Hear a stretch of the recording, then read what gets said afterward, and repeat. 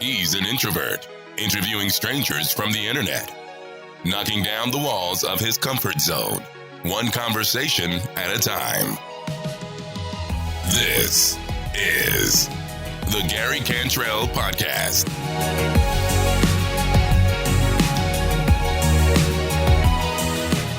Yes, the Gary Cantrell Podcast is back in your life for another week. Thank you guys so much for taking the time to check out the show.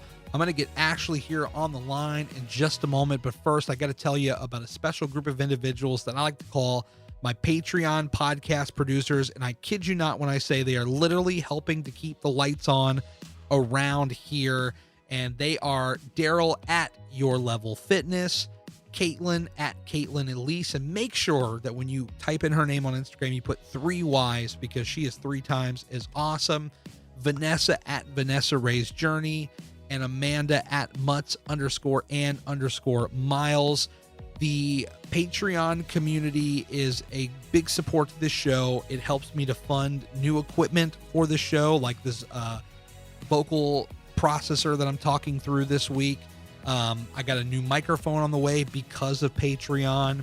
I'm using the funds from Patreon to buy new equipment. I'm using it to do giveaways where I'm going to give back to the podcast listeners, and also to potentially fund more trips around the country to where I can meet a lot of the people that I'm talking to face to face, as opposed to doing it over Skype, which can be a little wonky at times. So Patreon.com/Gary Cantrell is the way to support the show. It is the best way to support the show because you, the listener that subscribes to Patreon, actually gets stuff for your donation.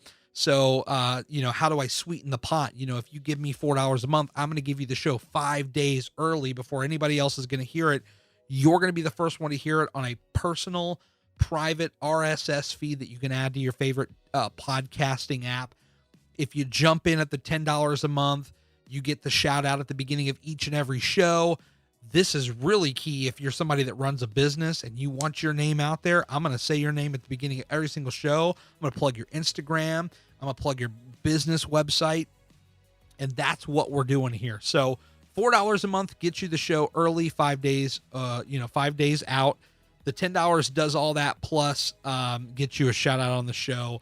But the shout outs are limited to 10 people. Right now we have 4. So we only have 6 spots left. If you want in on that, you want to jump in right now, patreon.com/Gary Cantrell. And really, I know I just have to say it. I appreciate all the support because it really helps this show move forward and level up as we go along. Also, want to tell you about the Flying Pig Marathon. Code Gary10 at checkout, flyingpigmarathon.com. Join us. There's a bunch of us Instagrammers that are meeting up. It's actually double the number that it was last year, which is just simply phenomenal. So I hope to see you guys all there. Code Gary10, flyingpigmarathon.com. Register for your 5K, your 10K, your half marathon, your full marathon. You can do it all.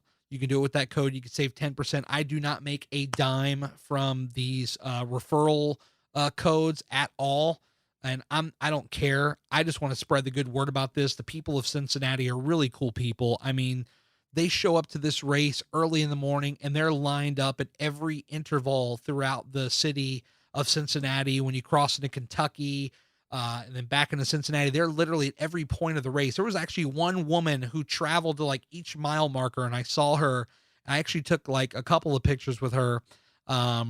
These people, man, they're passionate about this race. It's a big community event. And so I'd love to see you guys there, and you can hang out with me and Daryl and Willie and everybody else. We're all going to be there. So join us, flyingpigmarathon.com. Use the code Gary10. And finally, before we call Ashley here, I'm going to tell you about hardworkalwayswins.com. It's more than just my clothing line. It is my mantra. I speak it, I wear it, I live it. And we're doing it big in 2020.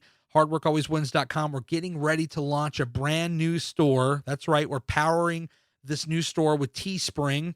We're going to partner up with them, and it's going to allow us to lower the prices. It's going to allow us to give you better control over to see, when your stuff is being printed and when it's being shipped. And these are all amazing tools that you're going to have when you come to our shop, but we're getting ready to shut the old one down. So if there's any of the old merch that you want, you better grab it now. We're shutting this thing down in another week or two. So go over to hardworkalwayswins.com right now. You can use the code Gary, or the code Gary10. You can use the code podcast, and it's going to give you 10% off your very first order. And check it out. You might find some stuff you like. We are going to take down some of those designs, though, for the new site to have it a little bit more, slim and with some of the more top selling stuff. So if there's something old on there that you want, get it now before it's gone. All right. We've done all the plugs. We got all the plugs out of the way. Let's get Ashley on the phone. I got to tell you what, I've been following Ashley now for the last, we're coming up on 3 years. So we've known each other for quite a while on the Instagram. We're not like best friends. We pop on the DM sometimes and talk and we comment on each other's photos. She is, coming on this show for the very, very first time.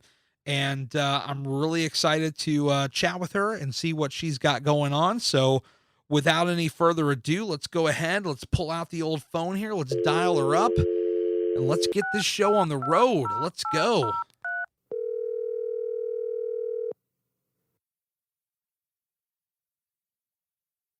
Hello? Hey, Ashley, how are you? Good, how are you? I'm doing really well. How was your sleep? Oh my gosh. I slept so hard. I was so, I didn't realize how tired I was until I got home, and I was like, oh God, I'm gonna die. Like that, you don't think 13 hours is long, but man, it was dragging. I would imagine it's got to be hard working in the overnights. Yeah, it's not bad. I'm one of those very fortunate people that can fall asleep, pretty much anytime, anywhere. Yeah.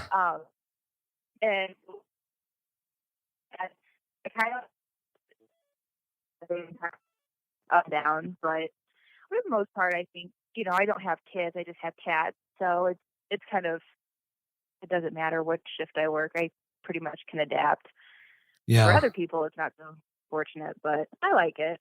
Well, no, that's good. I mean, that's all that counts as long as you're down with it. I think I tried to work an overnight once before at probably 3 or 4 jobs ago. And it was brutal, trying to go to bed during the daytime, especially when you're not used to it. And I don't care how many curtains you black out and all that stuff, just trying to get to sleep. That thing is a struggle. But I will tell you that recently in the last probably month or so, I started using a sleeping mask, and that has dramatically helped me with my sleeping. Really? Yeah. Like an eye mask? Yeah. I just found it on Amazon. It's $15, and it's just this soft little eye mask you put on. And man, that thing helps, because my wife, she sometimes will like to stay up late and watch TV and stuff like that. And so the lights are on, and I'm just hey, do you, babe? But I'm trying to go to sleep. So I'll put the mask on, and it helps me get to sleep much quicker. Yeah. That's awesome. Yeah. I don't know, it was weird. I'm a person, I have to have background noise. Yeah. It's not a TV, but it's my tablet. Right. Netflix running in the background to get me to sleep. Yeah. I could imagine that. I'm the worst sleeping partner ever. Yeah. Well, I know that for me, if normally I got to have the fan go on, the fan noise. Yes. See, it's funny because my husband, he kind of got me into the whole van thing, but see, he we're weird. We sleep in separate rooms right now because our bed, the bed that we had together is just kaput. And I just was okay, you do you. And plus with my midnight schedule, I have to keep him up. So I was we're just going to do this separate for now until I figure out a better schedule. And he introduced me to the fan, but he likes it blown directly on his face. I can't deal with that. Really? I'm I don't know how you. Yes, I can't. I'm how do you sleep? I've got my hair blowing in my face, tickling my face. Oh, I can't do it. That's a smart guy right there. He knows what's up. I have to have it. I don't mind a breeze, but I have it angled up so it's not blowing directly on me. But I fair enough. Well, I know you ladies with your hair, and you got your hair all over the place. I get it. I mean, I get it. I tried, like, and my hair's too short to pull back, like, in a ponytail, so I still have, like, flyaways, and, we had, it was funny because we went to a 5K together, and, we did the Indianapolis Colts 5K in August, and Yeah. it was like him and I slept in the same bed in months. I didn't sleep a wink. I was like, because of that stupid fan. I was like, I just kept waking up. I'm like, my face is tickling me. I can't do this. It's going to be very difficult. Yeah, I can see how that, how that would be very difficult. How long have you been a dispatcher? January will be, oh gosh, 5 years. 5 years. Wow. Yeah, I started in 2015. Yeah. Yeah, it was a job. It was an unexpected blessing. Yeah. I was going to ask, like, how do you get in? I'm like super fascinated. Like, how do you, get interested in like wanting to go down that road? Cause I mean, obviously you're helping a lot of people. I think that's amazing. I'm just like, how do you get there? Yeah. So on my story about that was I was working as a sales agent for, not an agent, but for an agent at State Farm. Yeah. And I thought that was the job. Left. I don't know if you've ever heard of the video store Family Video. It was on Stranger Things, but I worked at Family Video, which is like a family-owned video store. I worked there for 11 years, and I needed a career change. Yep. So I took a very big pay cut, went to State Farm thinking that would be the road I wanted to go on. A few months later, I was like, no, I don't. I'm a customer at State Farm, but just like the environment, I'm not a pushy salesperson. I just can't do it. Like, I'm here to help you. I'm here to tell you how it is and tell you what the best decision is. But yeah. So I was looking for jobs, and someone said, look for jobs in the city, for city jobs. I said, okay. So I live in Mishawaka, Indiana, which is a neighboring city of South Bend, where Notre Dame is. And not too far away from me is Elkhart. And they were looking for 911 dispatchers. And I'm like, that would be an interesting job. Oh, yeah. And so it was a very thick packet of application, and I mailed it in. It's a very interesting process. And it was August when I did that. And I didn't get a call back until November asking if I was interested in the interviewing process. And I was like, oh, yes, I am. So the first thing you do, it's called a critical. And what it is, it's a testing system. They test like how fast you can type, information you can retain from calls, reading a map, pretty much anything a dispatcher would have to do, multitasking, all that fun stuff. So that's the first step of the interviewing process, which I did. And they called back, said you did well, would like to interview you. So you've got your director, your assistant director, and human resources for the city sitting in a room with you asking you questions.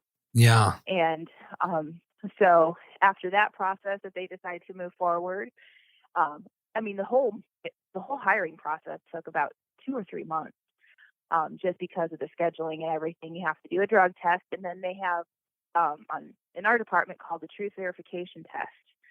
And that is whether or not you're able to tell the truth. It's not necessarily a lie detector test. Yep. But they can tell in your voice if you're lying, like the way your voice changes. Oh, wow. And so they have a detective. They have an actual detective sit and ask you questions like, have you ever done drugs? And have you ever done this? And you answer honestly, and then they go by that. And the day I had that, I actually fell on black ice and messed up my ankle. Oh, so my goodness. It was a very horrible process because I was in so much pain. I can imagine. I'm like, ow. And you're being interrogated. Like, this is a bad day for you. Yeah. And I'm like, and of course I'm nervous because they're asking me questions like, have you ever done drugs? And I'm like, how long are we talking here? Because, I might have done, some illegal things in college, but sure. Please don't judge me. But he's like, no, he's like, I'm talking about, I'm like, I don't know what you want from me. Yeah, like let's be specific. Are we talking 5 years? Are we talking 10 years? My whole life? What's the deal here, buddy? I was like, I might have consumed some champagne when I was a teenager, but but I haven't done anything illegal in the past like 5-10 years. It's like, look here, I haven't done anything that anybody my age hasn't done. Okay, let's just be real. Right. I haven't been arrested. Yeah, there you go. And and then they do a criminal background history because obviously you can't be a felon. Sure. Working with, and the reason for that is sensitive information, just because we do criminal histories for people, background checks for like gun permits and housing permits for housing authorities. So you have to make sure you've got some good people in your staff. And finally, January 28th was my first day. So, it was a couple-month process. And it's funny looking back on my start of my career. I was so nervous. I thought I couldn't do this job because there's, you hear about the horror calls and like people, of course, 911 with Halle Berry, that movie came out. Yeah. And people are like, is your life like that? I'm like, no. And then there's the show as well, the Fox show 911. Yeah. Yes. And it's good entertainment, and they inspire from actual calls. So, yeah. Elkhart, we're not that exciting. Yeah, we have stuff happen every once in a while, but it's not like the show. It's not like, oh, we didn't have a bridge collapse on top of a freaking factory explosion on top of a helicopter crash. Like, no. So you really haven't been in any you haven't really been in any like extremely high pressure situations. Is that fair to say? Yeah. Looking back now, I have had one where an officer was in a pursuit and he said shots fired, and I was like, on the radio I was fine, but like behind off the mic I was freaking out because he wasn't answering, and it turned out like he was fine, nobody was severely hurt. Right. But that, like, when you hear anybody say shots fired, you're just like, holy crap. Like, well, what's going on? Well, and I would, the other reason I would ask is, I would wonder what a job like this, especially if you're in a lot of these kind of situations, like what kind of impact it has on mental health. One of the things I talk about consistently on this podcast with anybody, like when we're talking about somebody's weight loss journey, is mental health. Because I'm a firm believer that if you have your mental health in a good spot, then you're going to do amazing things. And if you don't, you're only hindering your potential growth.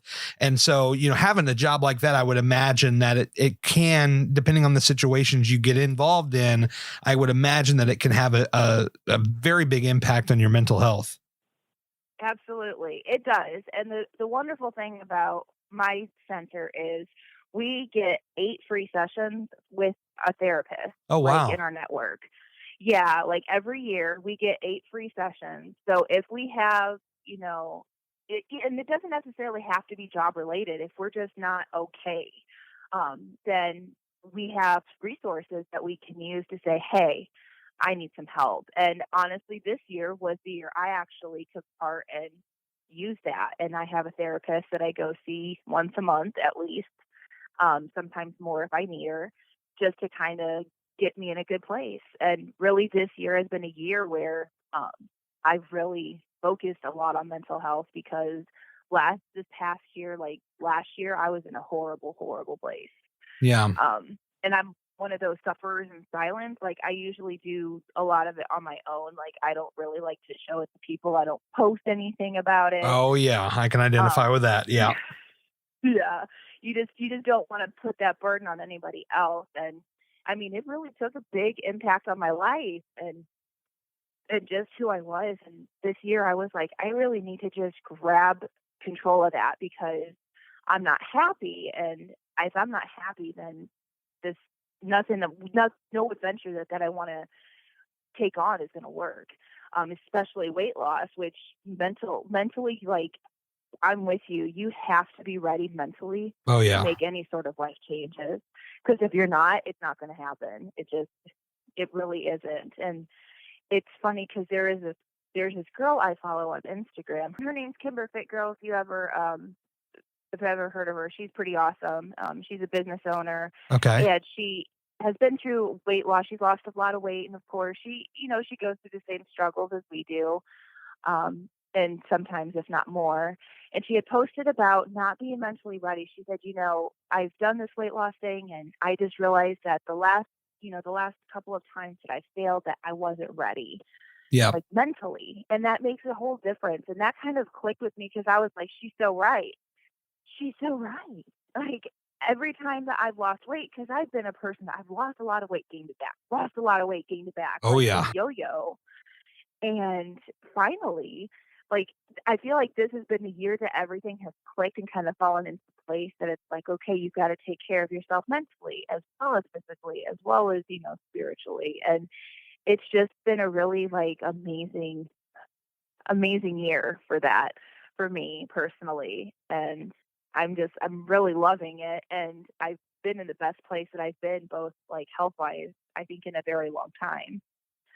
I think that's amazing. I will tell you that, being ready, being mentally ready, there's really something to be said for that. I could tell you in my own experience, your parents or your spouses at times, I'm on my second marriage, and, they mean well. Family, I think a lot of times they mean well, but sometimes, when you have people trying to like tell you, you should be, you should be doing this, you should be doing that.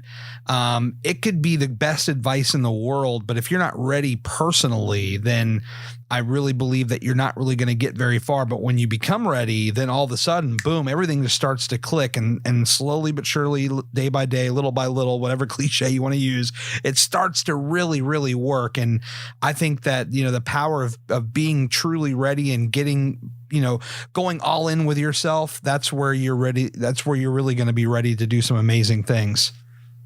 Absolutely. And it's a scary thing, just thinking of like going into the unknown. So, if you're not mentally prepared for that, then you're not going to give it your all. So I think it's very important, like for anybody who's making any sort of like, not, it doesn't even have to be weight loss, but just life changes. Like you have to mentally be ready for it.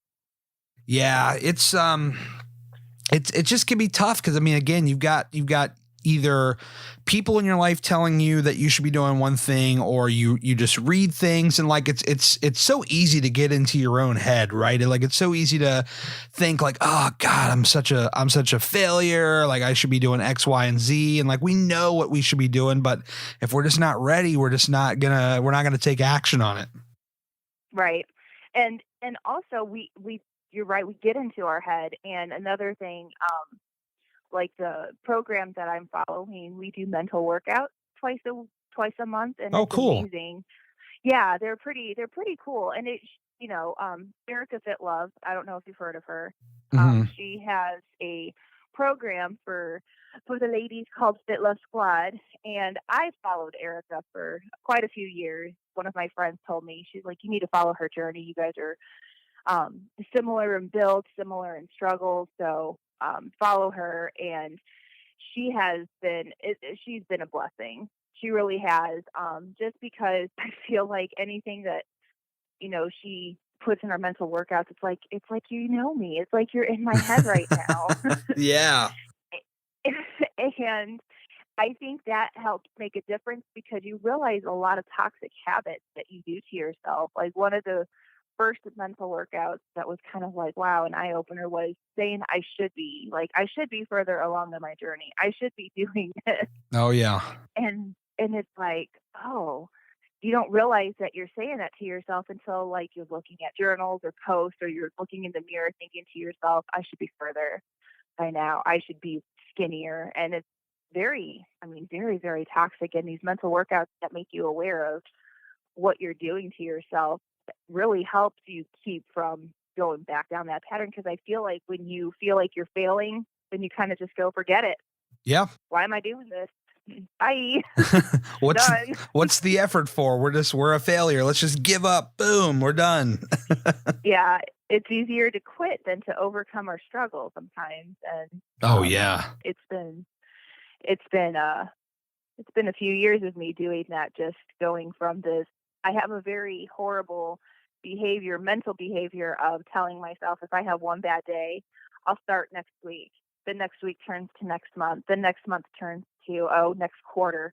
And I'm back to where I started and then some.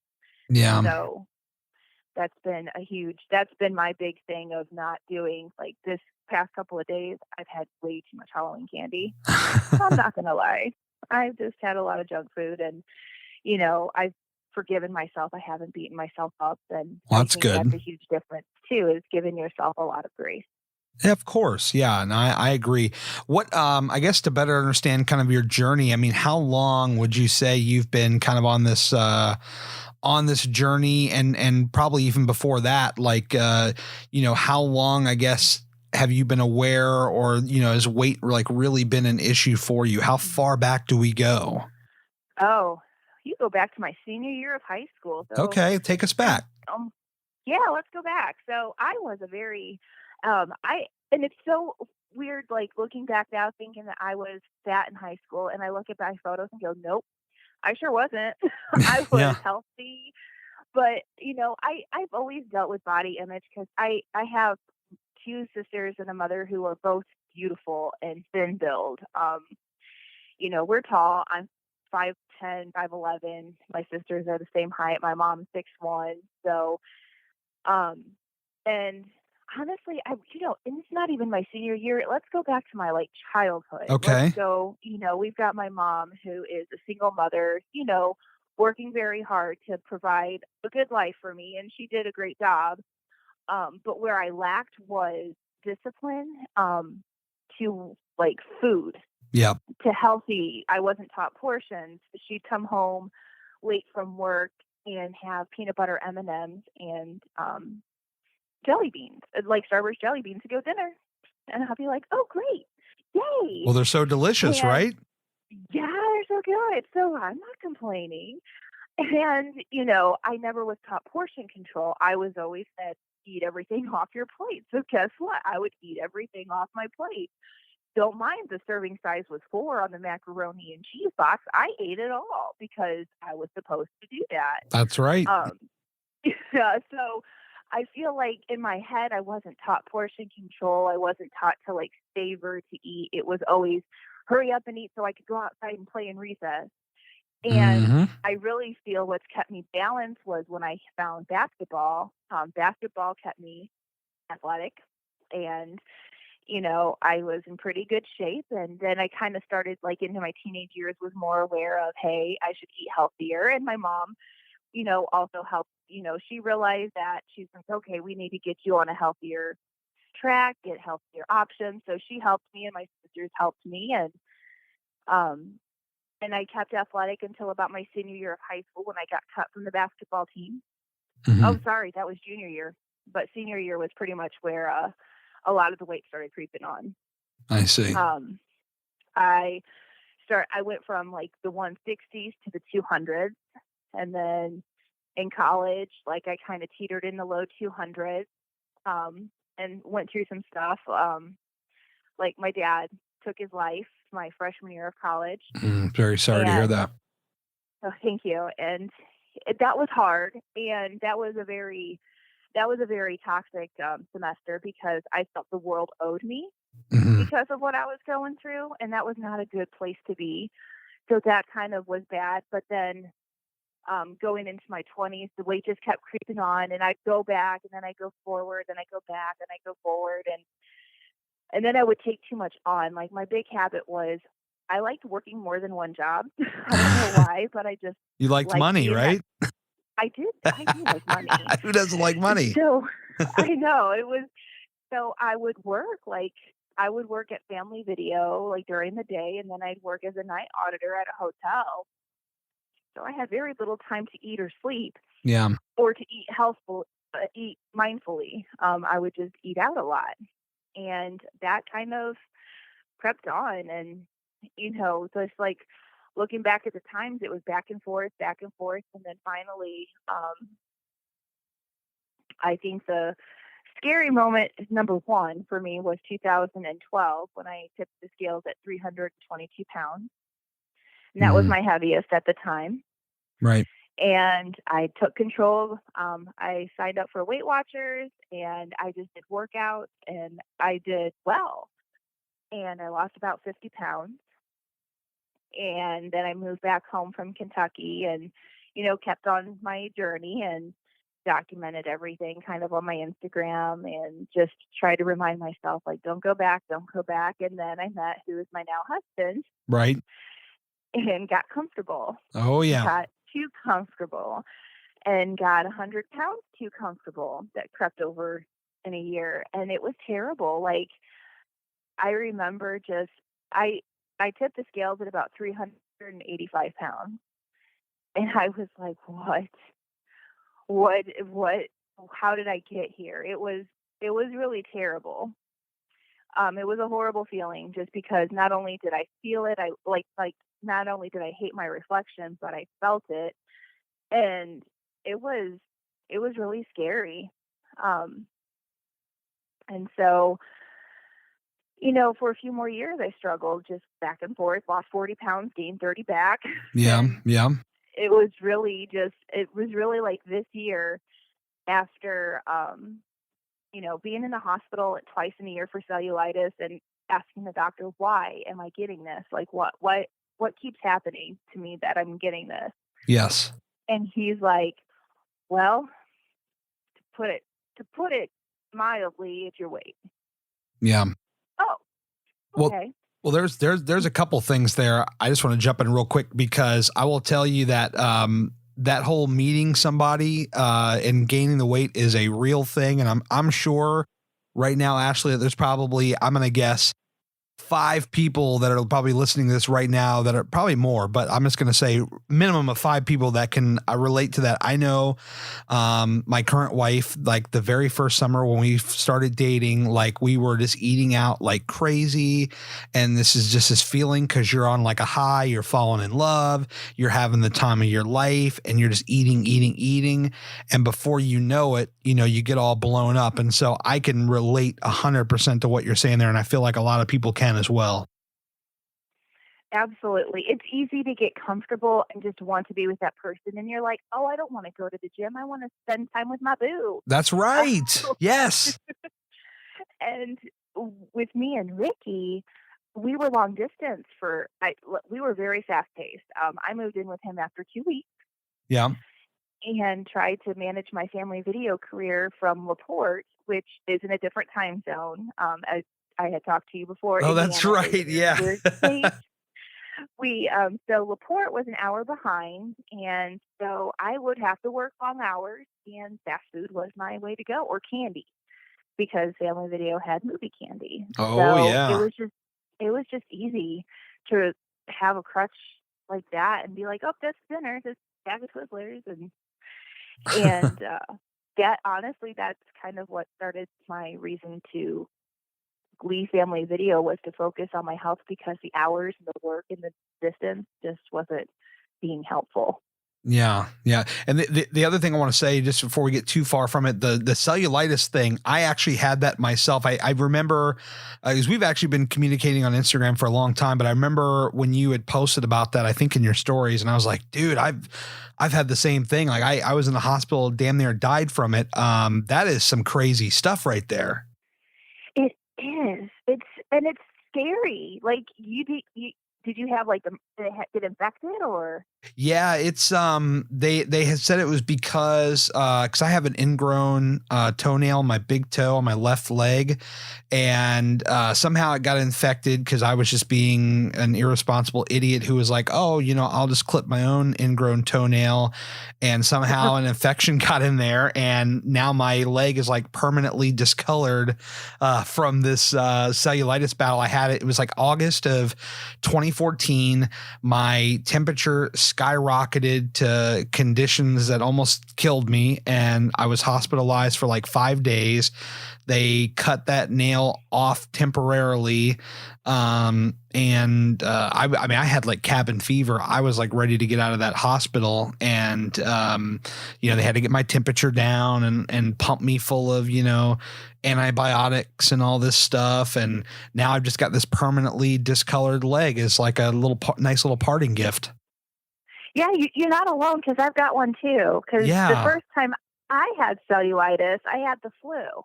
Oh my God. And I didn't know that I had cellulitis because I tell you what, I never had the flu before until 2 years ago. And it was the worst feeling. Like it felt like you got hit by a train. And then it backed up and hit you again. So I went to the hospital, after I noticed my leg was swelling because I would put on my pajamas and my right leg was like struggling. I was like, why is my leg so swollen? And I look and I go, it is red and itchy. And my nurse, I posted on Facebook. I'm like, hey, nurse friends, what is this? And they're like, get to the hospital right now. Yeah. Like, okay. It's like an immediate thing. Yeah. So they kept me overnight and they said, okay, try these antibiotics. You should be good. Okay. Because my fever had broke. Yep. And I had the flu, and I also tested positive for influenza A. And they said, well, you're too late for this. So it'll just pass as long as your fever breaks, which it did. So about 5 days later, my leg started looking terrible. Like I would have medics at work, if they were on a run, come by the communication center and wrap my leg. And none of them said anything, so I didn't think anything of it. Right. And it ended up getting super infected, to where they thought I had MRSA. Like they put me in quarantine. I went to the hospital. They admitted me immediately, and I was in there for about a week. And I had to get my skin cut off, actually, which is why I had the permanent parting gift. He said, your skin is very angry right now. He goes, we've got to cut this layer off, the infected layer.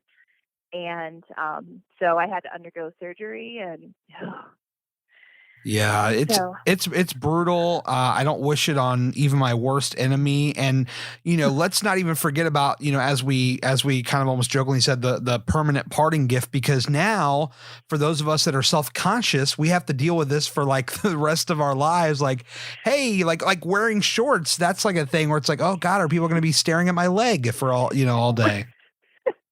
I know. I had a girl message me because she had cellulitis. She looked at she saw my leg and she goes, was that from cellulitis? And I said, well, this condition, I go, yes. But my story was a little different than hers. But I said, at this point, you just can't be self-conscious about it. I said, I wear dresses in the summertime. I don't care. Right. I say it's like, I'm like, oh, it's a little reminder of why I need to stay on track and keep on keeping on even when times get tough, because I don't want to be in the hospital. That was my goal this year, was to stay out of the hospital, and I've actually had cellulitis twice this year, and I've stayed out of the hospital. So that's awesome. I'm on the right path, but I mean, the fact that I keep getting it is what's very frustrating. But that's a whole nother story, I guess. We're still figuring out why I'm so susceptible to it, but. Yeah, I wish I would have gotten more smartened up to it, but like 4 years ago, I just didn't give a damn about my health. And I was just like, do whatever you have to do to fix it. Like, I don't care. Like, I don't, I don't hear you. Like, I'm just, like I didn't want to know anything about it. But now I'm like, and I haven't had, knock on wood, I haven't had any outbreak of it since that point. But before that, it was very prevalent. And I'd like to think that, hopefully the trying to be, active is combating it. And I know we all have different situations, but I'm just hoping that for both of our sake, that this is not something we have to deal with, too much in the future. Cause it is, I mean, it like skyrockets your fever. It'll mess you up, and it's just a scary thing.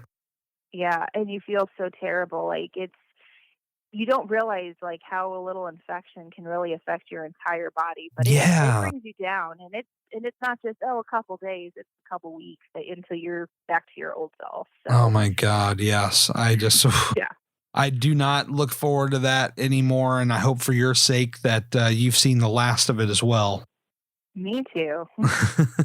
But I the first couple of weeks afterwards, I will say, like, now I'm used to it, like as far as the discoloration, but I know after like the first few weeks, I was very self-conscious about it. Cause I was like, I was always the guy who would always wear the shorts, and they weren't exactly like the baggiest of shorts. So you're going to see the leg. And it's just like, at first it was like, oh my God, like all eyes, everybody must be, I feel like everybody's, in reality, probably nobody's looking. One or two, like, weird, like people that Google medical things. I don't know, but like the general average person is not just gawking at my leg. And I had to eventually realize that. Yeah. It takes some getting used to. And I've learned that tanning sometimes will help a little bit, like just to add a little bit of color. Sure. But I've just got to the point where I'm like, it is what it is. If people want to say, ew, your leg, I mean, for all they know, it's a birthmark, but yeah, for all I know. Try to think of a really cool story of how I got a full mark on my leg. There you go. You can figure that out. That'd be kind of cool. Let me know if you come up with anything really good, and maybe I can borrow that or something. I don't know. So back to like kind of when you were, in high school and college and kind of gaining the weight, what would you say, like, I know for me, like McDonald's was like a big place where I would go a lot. And you mentioned a lot of the fast food. Did you have kind of like a place that you cling to the most when you were going out and having this food? Was a lot of binge eating involved or? Yeah, well, let me tell you. So in college, I lived right next to a dorm called La Follette. I was in Ball State for a couple of years. And they had the best nachos you ever had. Nachos. And so, yes, nachos are fire. And I would go there every night. And my college boyfriend actually lived in La Follette, so it was very easy to go there, go to their cafeteria, have some nachos, grab some Ben and Jerry's, and be good. Ben and Jerry's. God, stop it. I know. Ice cream, like that. Like, I'm a sweet tooth girl. I love me some sweet tooth. But, and before Dairy Queen, I loved like Dairy Queen and Wendy's. They were like where I'd have like a lot of meals, but my binge eating actually would come from Walgreens. Okay. Believe it or not. I would go and just grab everything and anything. I would grab Cheetos, candy. Like a pretty good binge for me would be 2 bags of combos, couple 20 ounces of Dr. Pepper. I would grab like the Walgreens candy, like the gumdrops, spice drops, anything gummy bears. Yeah. Twizzlers, Starburst. You ever do peach rings? Yes. Oh yeah, those are awesome. Jelly beans. Yeah, jelly beans. And yeah, like that is where I think that because I'm a closet binge eater, so I don't normally like openly eat like all that stuff out in the open. I kind of just at this batch it was easy to do because I just look like I was snacking here and there because nobody like sits there and watches me eat and go, didn't you just eat that an hour ago? No. So I would either come home, like when I lived in Kentucky, I lived by myself, so I just binge eat and I just look around. Oh, and I'd of course add ice cream to that. Oh yeah. And I would eat to the point of pain, and then I'd look around and hate myself and go, oh, look at this. And that's look what you're doing to yourself. And that's the thing too. Like, you would eat and eat and eat, and then you would feel like garbage. And immediately the first thing is always like, what am I doing to myself? Like, why am I like it? You already know like what you've done is probably not a good idea, but like we just do it anyway. Like sometimes we have no control. It's so wild to me. It's like an outer body experience sometimes. Yeah. It's almost like it just feels so surreal after you do it. And you're just like, did I just eat all that? Like, what did I just do? And then the crazy thing is we do it again. Yeah. And again. And it's like, and you try to mentally know how we feel in this moment. But it's just something about the endorphin release when we eat that ice cream that it's just like, but this is so good, but it's not. And, you try to deny yourself, that you can bounce back from it. Oh, I can lose that 5 pounds in a week. I'll be fine. Yeah, no problem. What I know you talked about, kind of like watching the scale and kind of the highest point was around like 385. Was that around the moment where you said like, I need to make a change, or was there like another day? Like very commonly in the podcast, people will say, I remember on this day is when I decided that I need to make a change. For me, it was a photo I saw at my cousin's wedding, as I like to joke, big old balloon head. And I was in my 5XL suit jacket and all that stuff. And I was like, oh my God, I got to do something. Did you have like a specific time, moment, day where you're like, all right, it's go time? Yeah.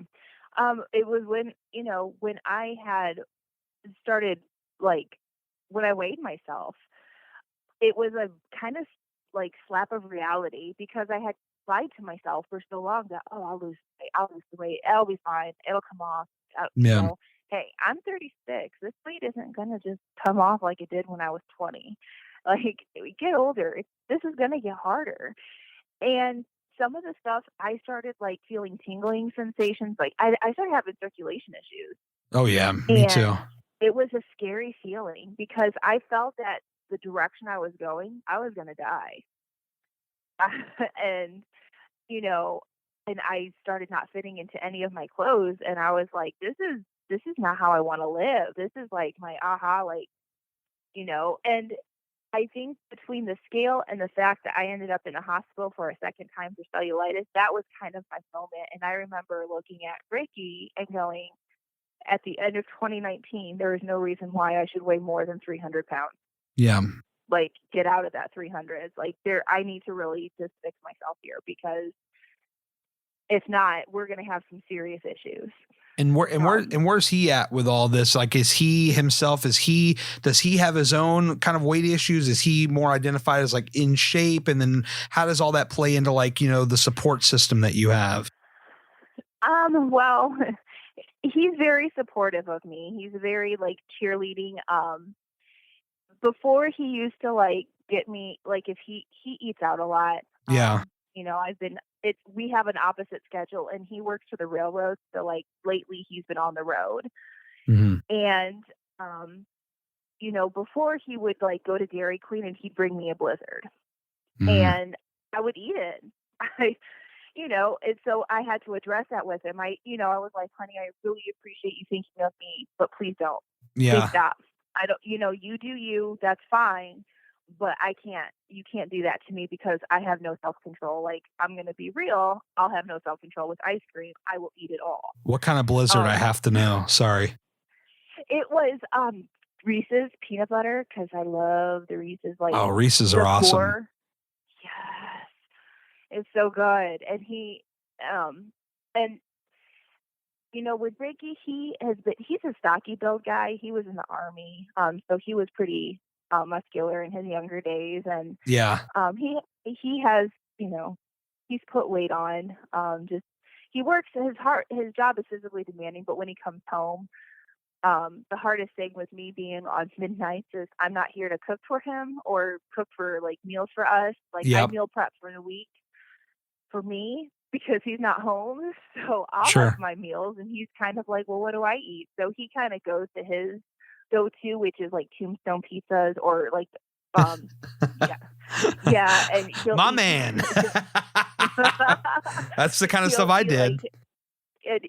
Or he'll order Chinese or Firehouse subs or Jersey Mike's or sub sandwiches and stuff like that. It's just easier for him, and he knows he's put on weight. He's starting to notice his body is starting to kind of show that, hey, you might need to start taking care of yourself. I don't want to be that person that like, pushes him because I know that feeling. I can't say, honey, you need to lose weight. No.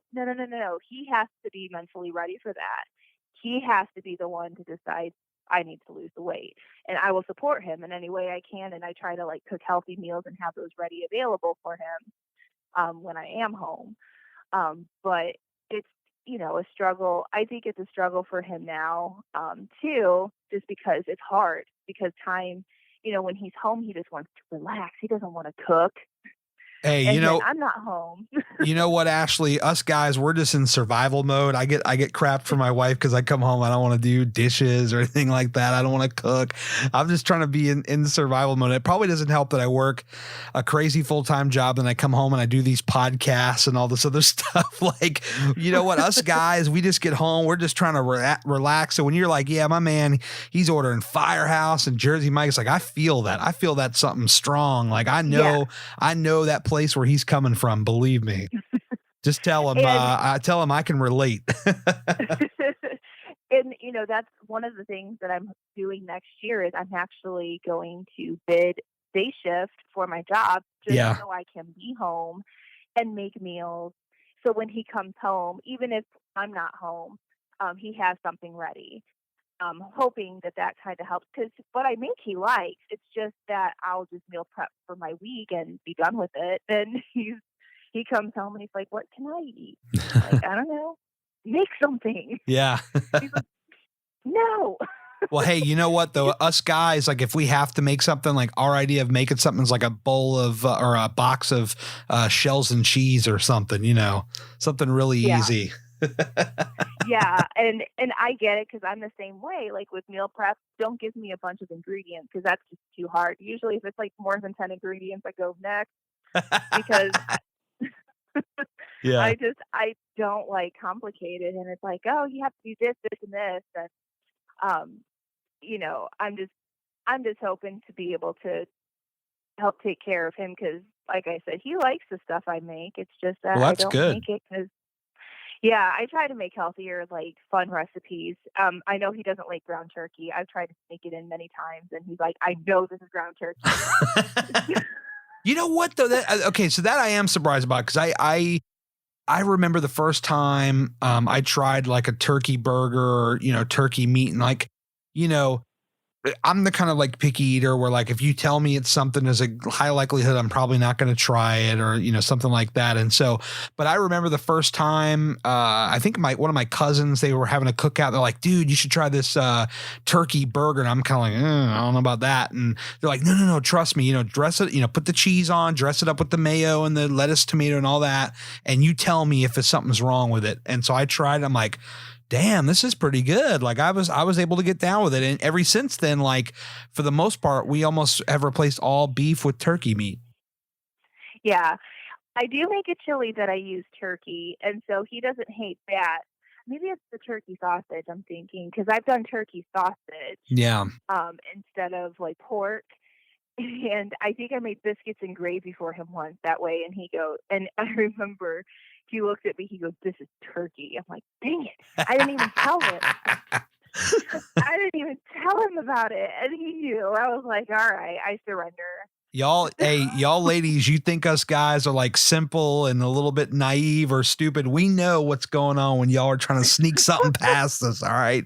We know about that. Taste buds don't lie. I know. I was like, dang it.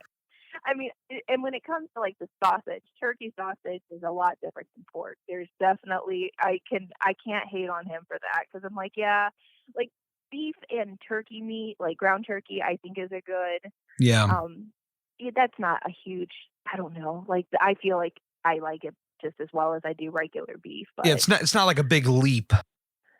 right. Yeah. But From pork taste. sausage versus turkey sausage. I mean, he won't have any of it. He'll like I'll make egg cups, and he'll be like, "Ugh, turkey sausage." Like, Well, we're talking about food. Tell me about like I'm curious when you decided, okay, I'm gonna make this change, and you're starting to get into that healthy world. We'll also talk about your workouts next, but starting off, like talk about the transition for food and kind of how, number one, like how you made the transition into kind of eating healthier and how was that transition? Because I think like a lot of us, when we eat so much fast food, like the idea of quote unquote eating healthy is like a really big turnoff, and it's hard to like, make that adjustment. And I've talked many times about finding the stuff you like and cutting down the portions of it and finding healthier versions of it. So you don't really feel like you're, making such a hard shift in a different direction. It's like an easier, kind of transition. But when you were starting to make the change, like what was that a process like for you?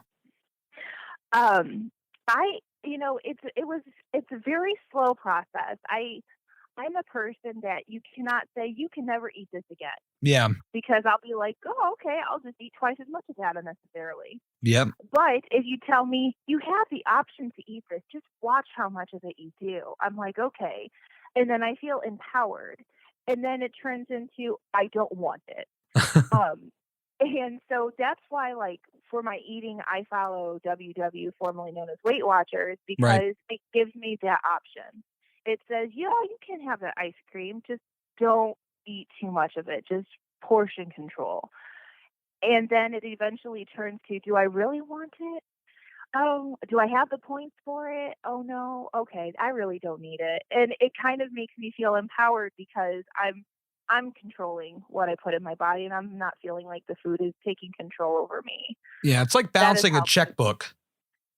Yeah, it really is. It's really and I started doing changes little by little, cutting back on the candy, cutting back on the stuff like eating out. At Dispatch, it's very easy to have your coworkers and all eat out, and I participate once in a while, Yeah. but I'm just very mindful about it. It's just making the small changes, going, okay, I used to eat out 3 times a week. Now let's cut it down to once a week for now. Okay, maybe once every couple of weeks, and maybe once a month.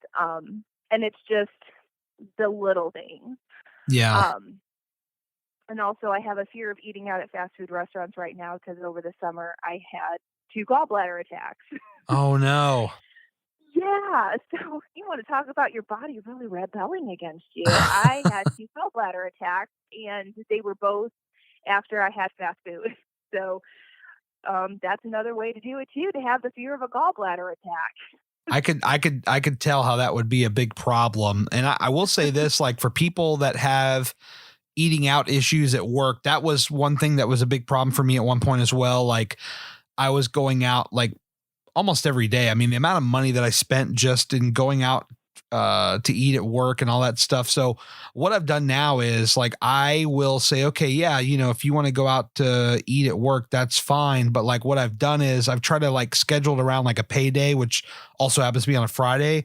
So it's like twice a month, I'll say, okay, yeah, on this Friday, I'm going to go get, I don't know, like Chipotle or Arby's or something. So I can kind of just have like, the taste of it.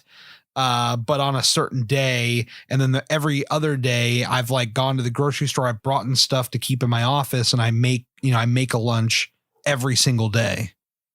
Yeah. And meal prep is a huge help for me too. I like to plan 1 week at a time. And it's, of course, I go to different resources like Pinterest, other Instagram accounts. And I also try to plan like, hey, is this going to be a day where I'm going to participate in eating out? Because a lot of the times it's almost like an every other day at Dispatch.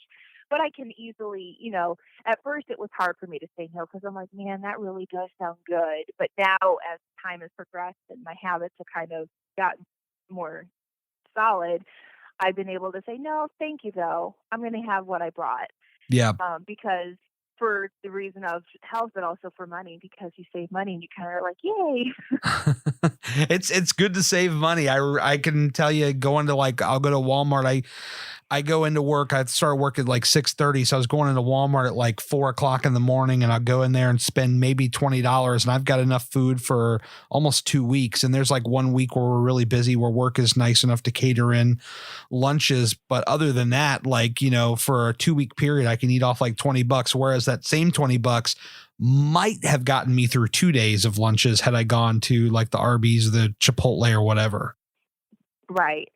It's a lot of money. You don't realize how much money it is until you kind of break it down, and you're like, wow, I'm saving quite a bit of money here just making the small changes. Oh my God. Well, I'll tell you this. I was actually a perfect example. This past Friday was one of those days I had just gotten paid. And I said, you know what, let's order something. And I was like, I'll save time. Instead of going out on my lunch, I'm going to get DoorDash and have it delivered here so I can, cause I only get a half an hour. And so I had ordered Chipotle, and that $9 burrito bowl somehow turned into 18 when you factored in delivery fees and tips and all that stuff. I'm like, holy crap, this is insane for one meal. You don't realize it. You don't think it's that bad until you kind of sit back and you're balancing your checkbook and you're like, oh my gosh, right, that's so much money. But even Starbucks. Yeah. I don't drink coffee, so I can't speak to that, but go ahead and tell me about your Starbucks experiences. Oh, well, a Starbucks just opened by my apartment complex. Uh-oh. So that's big trouble. It's just so easy. On days like this weekend, I went to Starbucks both days because I needed a quadruple espresso macchiato because back-to-back 12-hour shifts. Hello. Yeah. But it's very easy to mobile order too, to just like click, click. Okay, drive up. Bye. It's so much easier. Yeah, especially like with me and my time, like time management is still something I'm working on. And so I think I give myself enough time for work to eat breakfast, drink coffee, get my vitamins, all that fun stuff. No, Yeah. that is a lie. I do not give myself enough time, and I end up scrambling like the last half hour to get ready, and Starbucks is just on my way to work. So And why do you think you have that issue with the time management? I don't know. That's something that is for my next therapy session, I think, of just because I just like to lollygag. Like, I don't know. It kind of takes me a minute to get ready in the morning, or my morning, most people's evenings. And I'm just kind of like, I kind of watch the news or TV or whatever, or what's going on. And then I kind of hang out with my cats. And then I look at the time and go, oh crap, I got to go. Yeah. I just don't think I make myself really aware. So it's something this week specifically actually is what I've been working on, like being more prepared, getting more ready for my day the night before, and hopefully that'll help. Yeah, I know for the longest time I had issues just getting up on time and I mean I could tell you for years that was a big problem, and now I will put my alarm clock on the other side of the room, and to the point of where if I don't get up, my wife is going to start punching me or try to kick me out of the bed. Turn that alarm off. What are you doing? So I force it to where I have to get out of bed and get my butt moving. Yeah, that might be something I have to do next, because hitting that snooze button is just too easy. Yes, it really is. So try that. I know you said you have a tablet. So what my little trick is, I have my phone alarm, because I'm always paranoid that like sometimes the phone alarm doesn't go off, or I might in the middle of the sleep inadvertently snooze it without realizing it, and then it doesn't go off and you wake up 3 hours late. Oh my God, what's going on? So what I've done is I have the one next to my bed, which is my phone, but then my tablet is on the complete other side of the room. So there is no way to turn this thing off. I have to get out of bed. And at that point, once I'm out of bed, I'm not going back to bed. So that's my great hack for everybody. Yes, I have to try that, because I need a hack like that. And you know what, too, like if you're talking like, you mentioned like lollygagging and stuff like that, like I'll say like, just mess with yourself and try to set that alarm 15 minutes earlier than you normally do. Not something drastic like an hour or half an hour, but just 15 minutes. And you'd be surprised at how much time you'll save just with that 15 minutes. Even if you're still kind of lollygagging a little bit, you're still going to be 15 minutes ahead than where you were before, I think. True story. Yeah. But I guess to wrap a bow on the food part of it. So when you made the change, there was no like big like struggle with it. Did you find it to come fairly easy?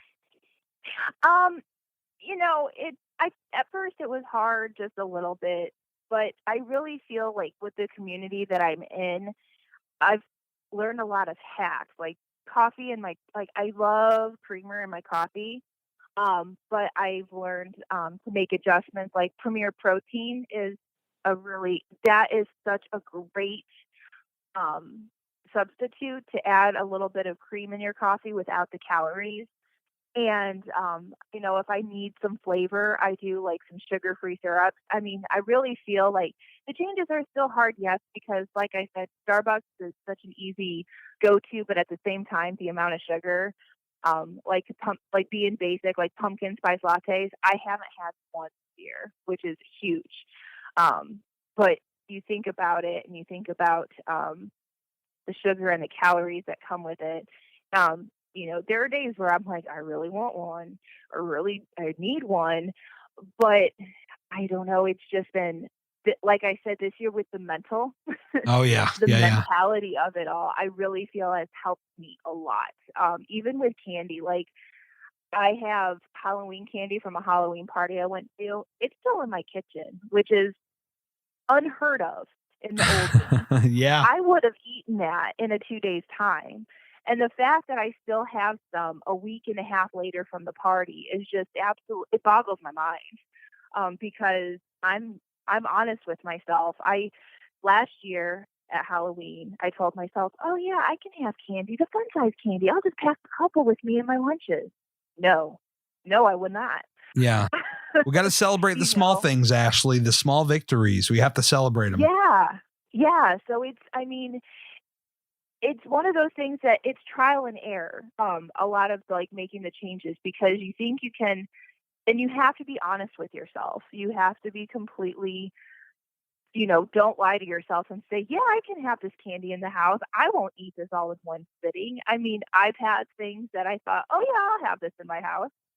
Yeah. No, I'll eat it all. And then I'll tell myself never again, or not never again, because it might accidentally end up, but I'm more aware of what I can control, like portion size, I guess, if that makes any sense. Like I won't eat a whole bag of potato chips. I can keep potato chips in my apartment without the fear of eating it all in one sitting. But there might be something else like Cheetos that I will eat all of in one sitting. Oh yeah, I totally get it. So yeah, so adjusting to eating, I would say like overall, it's very much trial and error, and small changes. And just being more aware of what you can control and what you can't control, like what your weaknesses are, and trying to find another alternative for it. So you're not depriving yourself, but you're also not sabotaging yourself either. Yeah, I think that's really, really key. Is not trying to sabotage yourself, but also not being so hard on yourself that, making these transitions and these changes can be as easier as possible, as opposed to just making it completely difficult on yourself.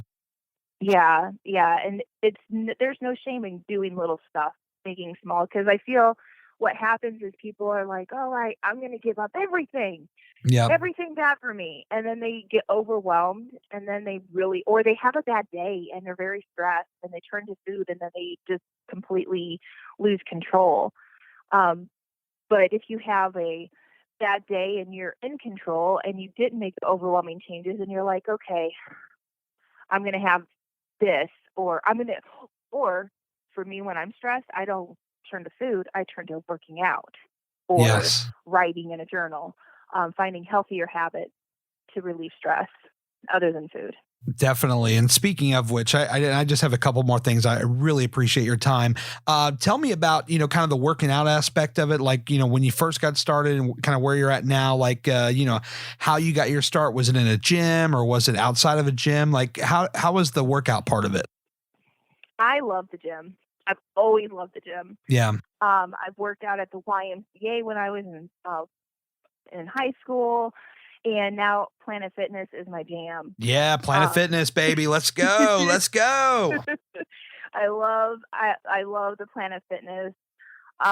It's because I used to be self-conscious about my workouts, and now as time has gone on, I've just stopped caring because I'm there for me. I'm not there to impress anybody else. Yep. And if people want to judge me, then that's their issue, not mine.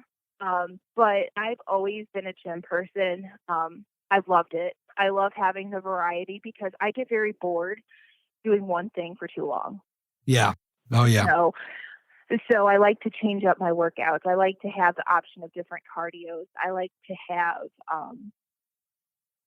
have different weights available for me because every month is a new adventure, like a new workout for me. So what was your first cardio of choice?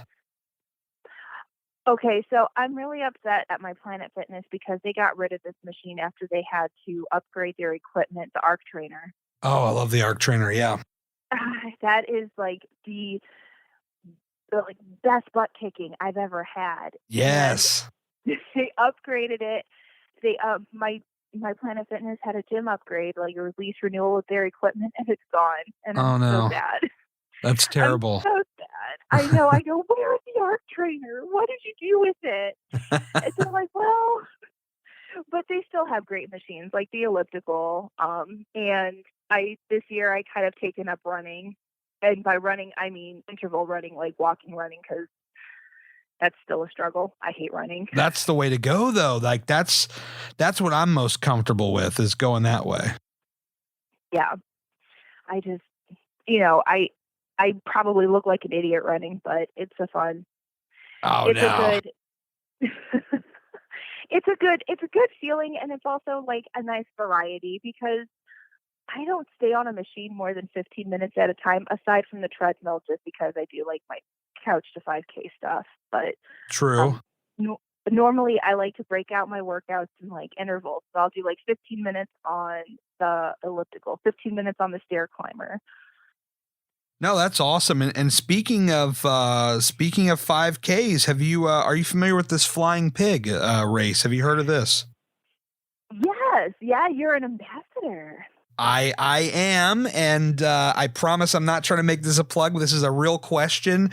Have you thought about doing this thing? Because I know you've got ties to Kentucky previously, and it's over in Cincinnati. I think we'd love to have you. Yeah, I'm actually thinking about it. I'm hoping to. I'm looking at the dates, and if I can get off, I might do the 5K. That would be awesome. Just because of the fact that I'm not a long distance runner person. Sure. And I love me some 5Ks, but I think it would be a cool environment to go and check out because, I saw your footage from this past year and it looked a lot of fun. It looked like it was a lot of fun. And I think it'd be a cool place to meet up with other people too. Definitely. Well, I will just very quickly tell the people flyingpigmarathon.com, code Gary10, 10% off. Come and check it out. And that brings me to the final thing. I guess we can close on this talking about this Instagram community. It's what brings us all together. It's what brought us together. I normally ask my guests, I normally ask them like, do you remember the first time like we connected or whatever?